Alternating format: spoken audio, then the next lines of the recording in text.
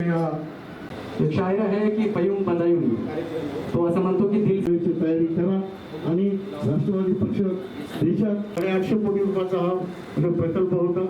काही तांत्रिक ओबीसीचे असतील, जनरलमध्ये असतील, एससी समाजाचे असतील किंवा एसटी समाज.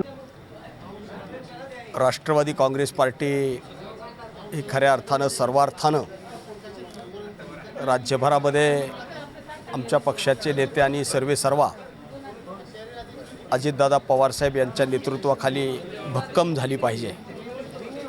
याच्यासाठी ओबीसी विभागाची जबाबदारी ही महत्त्वाची आहे आणि अधिकची आहे.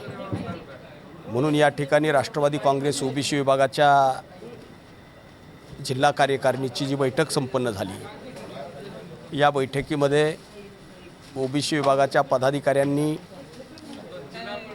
आपला पक्ष वाढविण्यासाठी आणि ओबीसी प्रवर्गातील ज्या वेगवेगळ्या जाती जनजाती आहेत त्यांचे प्रश्न सोडविण्यासाठी त्या ठिकाणी काम केलं पाहिजे आणि या माध्यमातून आपला पक्ष सक्षम करण्यासोबतच ओबीसीचे प्रश्न सोडविले पाहिजेत, अशा पद्धतीच्या सूचना या बैठकीच्या माध्यमातून आम्ही केलेल्या आहेत. निश्चित स्वरूपामुळे मध्ये राष्ट्रवादी काँग्रेस पार्टीची या जिल्ह्यामध्ये मोठी ताकद निर्माण झालेली आहे. यापूर्वीही ताकद होती आणि आजही ती पुन्हा एकदा नव्या दमानं आणि नव्या जोमानं या जिल्ह्यामध्ये राष्ट्रवादी काँग्रेस पार्टी वाढताना आपण पाहतो आहे.